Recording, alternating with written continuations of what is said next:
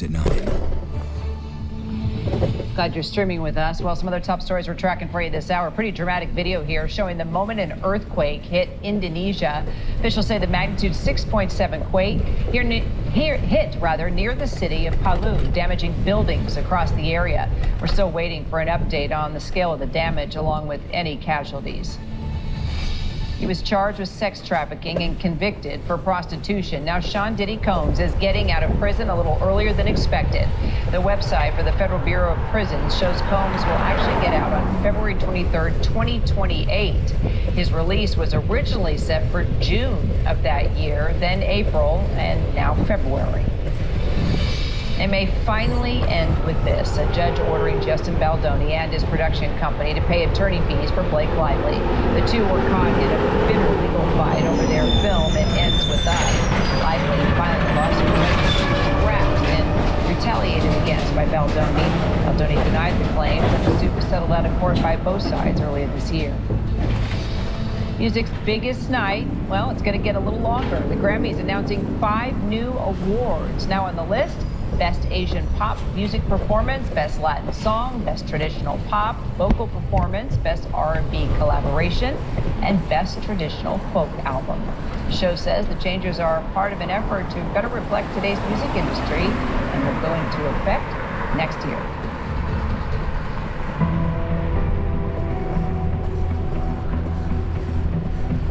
So it's being called a good peace deal by President Trump. So where's the peace? President Trump continuing to brush aside skepticism over this deal with Iran to end the war. In France for the G7 summit, he's been dismissing reports of Iran receiving financial incentives to actually reach a ceasefire. But the details of the deal still aren't public. Our Karen Travers has more now from Geneva. President Trump at the G7 World Leaders Summit again touting the U.S. agreement with Iran. We have a deal that's a fair deal, it's a good deal. But 48 hours after the deal was signed digitally by the president and vice president, there is still no public text of the agreement, and there are growing questions about what comes next. Senior administration officials say the deal reopens the Strait of Hormuz and lifts the U.S. blockade on Iranian ports. President Trump insists the strait will be permanently toll-free, but senior administration officials say the deal ensures it will be toll-free for 60 days. Iran, however, says it plans to collect fees for services, and there are still questions about the sanctions relief and the unfreezing of Iranian assets. President Trump saying maybe negotiations on the nuclear program to be addressed in this 60-day negotiating window will be actually easier. We have our deal done with Iran, and it should be successful. Second stage, which I think will be actually easier. But Israel's operation against Iranian-backed Hezbollah in Lebanon could be a major hurdle. Iran's foreign minister says any move will not happen unless Israeli forces are in Lebanon. Prime Minister Netanyahu says they'll stay as long as necessary. President Trump said today that he was Israel continues to stress and tough words from Netanyahu. Israel's going to and too many people want to. And you don't have to not house every time you're looking for someone. And thanks to Karen Travers for that. Well, Stephen Mills and Tiffany School gave birth to a baby girl after IVF treatment through a fertility center in Orlando, only to discover that the child wasn't biologically theirs. Now the Florida couple has learned that they will get to keep custody of their 6-month-old daughter. Our Lionel Mornings with the details on how they reached an agreement with the baby's biological parents. A custody agreement and an IVF mix-up that left parents confused and the fate of the little girl in limbo.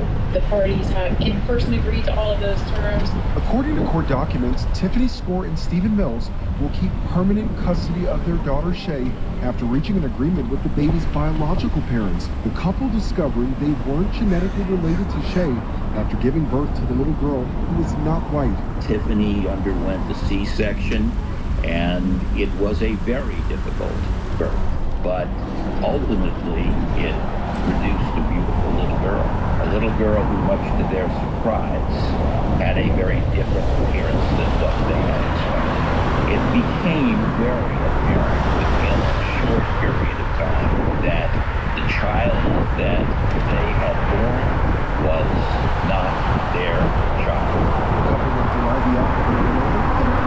testing what they thought was one of their embryos. Genetic tests ultimately confirmed they were not Shay's parents. Shay is an absolutely beautiful little girl. They fell in love with her. The couple filing a lawsuit against the fertility clinic and the doctor. The clinic saying in a January statement, "We will continue to assist in any way that we can, regardless of the outcome of the investigation." Genetic testing is now being done on another embryo of theirs. This remaining embryo, and that is resolved to the point that we now have it. We plan on testing it. Attorneys requesting the case remain open until that is complete, which could take about 6 weeks. And our thanks to Lionel for that. We will track it. The identity of Shay's biological parents is being kept confidential now. Tiffany and Stephen say that while they will raise Shay as their own, they intend to continue to foster a relationship and friendship and trust with their biological parents. All right, let's talk more about this with legal contributor and criminal defense attorney Bernarda Villalona. So were you surprised that the couple was allowed to keep custody of their daughter? I was surprised that they were able to reach a mutual decision without fighting it out, without duking it out inside of the courthouse. Because Lord knows that it would have taken many years for a decision to have been reached to ultimately settle the decision as to the question as to who is the legal guardian or parents of this embryo, of this child.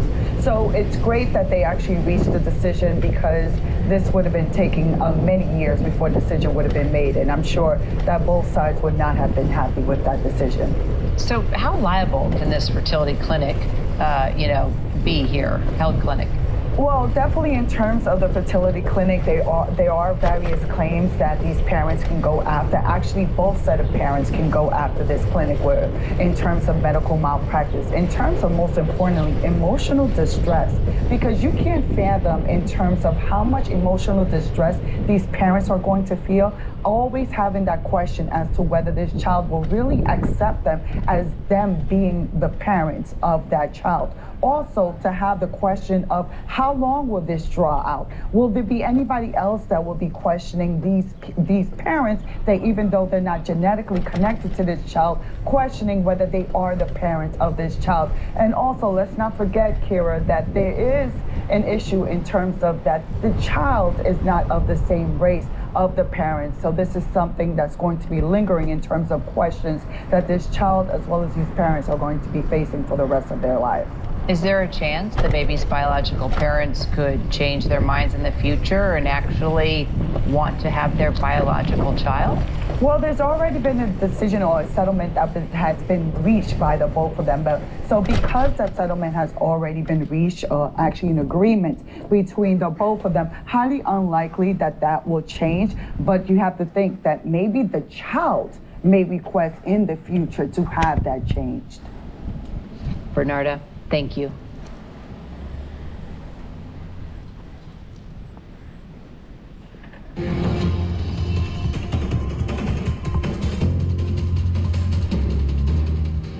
So it's already been a violent hail season across the country, and it's not over yet. New data showing hail is driving up insurance rates more than hurricanes, but there are ways you can protect your home and businesses.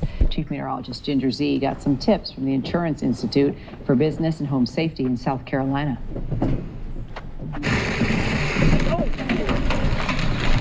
While tornadoes and wind get the most attention, look at this! Oh my God. Hail is one of the most expensive hazards in the U.S. It was loud, the glass was crashing, and my daughter yelled, "Dad, get back!" Daniel Probst says in April, baseball-sized hail hammered his family's home in Madison, Wisconsin, causing an estimated $60,000 in damage. It broke our kitchen windows. The whole side of the house is dented. Our damage from the hail was really severe on both of our cars. It was just incredible. And hail affects every part of the country. In Missouri, hail busting through a Walmart skylight and smashing car windows at this airport parking lot. These people are going to get off their flights and come home to this. Get down! And in Texas, hail bursting through nearly every room in this house. Holy cow! Some stones, though, they're as big as volleyballs. In 2025, one insurance company noted $5.6 billion worth of hail damage claims. particularly the last 2 or 3 years, have been the worst years on record. Each one is overclaiming the next one as being the worst on record. And so we went from roughly $12 billion a year in insured losses on hail to 25. Wow. And that's why we came here to the Insurance Institute of Business and Home Safety to learn more about hail.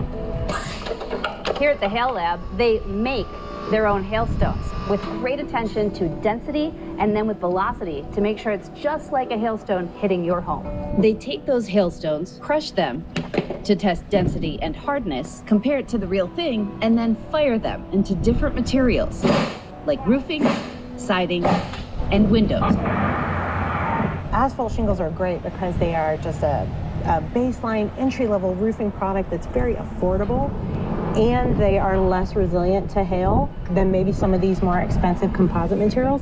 These are choices that homeowners can make. Invest now, save later. We're really gathering a critical mass of data on the performance of composite products, asphalt shingles, and metal products. And that helps us inform members and consumers. These are the products that will stand up in a hailstorm. The IBHS says it's important to know your roof and that materials matter.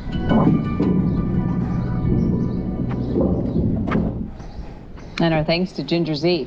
Well, tonight, Ginger actually talks to former Vice President Al Gore as well to mark the 20th anniversary of his Oscar-winning documentary, An Inconvenient Truth. Gore discusses how far we've actually come in the past 2 decades and the serious challenges related to climate change that still remain. Can the clean energy transition handle 4 years of turning away? Well, first of all, it is important to note that the United States is in a bubble because of Trump. And 195 countries signed the historic Paris Agreement. Only one withdrew, the U.S., and one of my friends in Europe keeps pointing out that 195 minus 1 doesn't equal 0. The rest of the world is moving. And here's another important fact. Talk about the politics changing. The attacks on Iran and the closing of the Strait of Hormuz has sent chills into the economies, especially in Asia, but all over the world. And people are now taking yet another look at the common sense conclusion. We need to get off these fossil fuels as quickly as we can. You can watch Ginger's full interview tonight on ABC News Live with Lindsay Davis at 7 Eastern.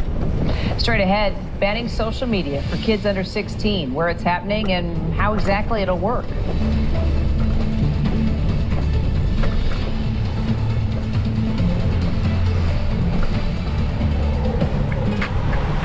Gravity keeps everything in its place. But there's another logic, the one of exceptional. Products born from the extraordinary processes refined to perfection. Because when precision becomes flavor and you discover that it comes from Spain, you're already lifted. Spain of your life! The buzz firm. Injury attorneys. Call 1-800-8-million.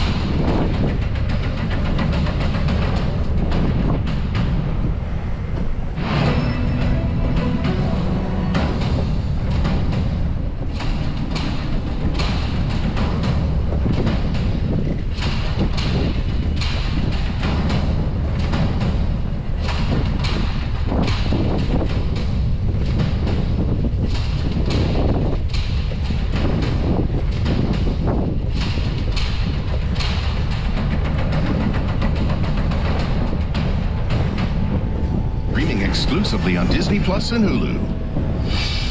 Obi-Wan never told you what happened to your father. He told me enough. He told me you killed him. No. I am the father.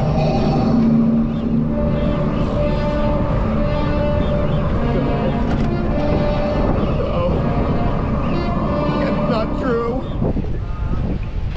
The Force now for sale. The iconic prop used in this very scene in The Empire Strikes Back is now up for auction. Yes, you can buy the lightsaber and severed hand used by Mark Hamill in the iconic Star Wars sequel. Other props in that auction include handwritten lyrics by John Lennon and the Wicked Witch's hat from Wizard of Oz. But if you want the lightsaber, it's gonna cost you a arm or a hand and a leg. Bidding starts at $1 million. The UK's Prime Minister is calling for age limits on social media now. Keir Starmer says that the proposed plan would ban children under 16 from using social media apps like Snapchat, TikTok, and YouTube. The critics warn a blanket ban could lead kids to less safe spaces online. Our chief international correspondent James Longman has all the details. Hey, James. Hi, Kira. Yeah, the UK government wants to ban social media for under 16s. This was an announcement made yesterday by the Prime Minister, Keir Starmer. They're trying to pass this law for early next year, and then it will be illegal for children to access TikTok, Instagram, Snapchat, Facebook, and X. It's a consultation that's taken place with parents and young people. The government says 85% of those who responded pushed overwhelmingly for tighter controls. Now, age verification pages are already in place for some websites for adults. Now, those same pages will pop up when anyone wants to make a new account. Anyone under 16 with an existing account will find it suspended. The government says Roblox, WhatsApp, and Signal, they're not covered in this ban, but they have features like messaging and contacting strangers, and they will be restricted. Big question, though, of course, how is something like this going to be enforced? And in Australia, which was the first country to do this back in December, it's kind of formed a blueprint for the United Kingdom. A majority of under 16s who had accounts then, they still have them now. The UK says there'll be stronger age verification systems in place. There's also a question about whether or not the device manufacturers, Apple and Google, they will play a role in this, or if it will just be up to the software companies. But more broadly, advocates say it just slowly becomes the new normal. They've made the comparison to drinking or smoking laws. The law goes a long way to preventing underage smoking and drinking, but it doesn't always enforce it, although most people think it's a good thing. So France, Greece, Denmark, Spain, Indonesia, and Brazil, they're all tightening controls on young people or banning access altogether. Most of the online platforms have disagreed with a full ban. Meta has said making something illegal just pushes people into what they call anonymous, less safe services. But the government here says social media companies have not been proactive enough in protecting young minds, so they're taking matters into their own hands. Kira. James Longman, thank you. So it was a pretty gruesome murder that changed everything for a mother and a man convicted of killing her daughter. In 1996, 18-year-old Angie Dowd was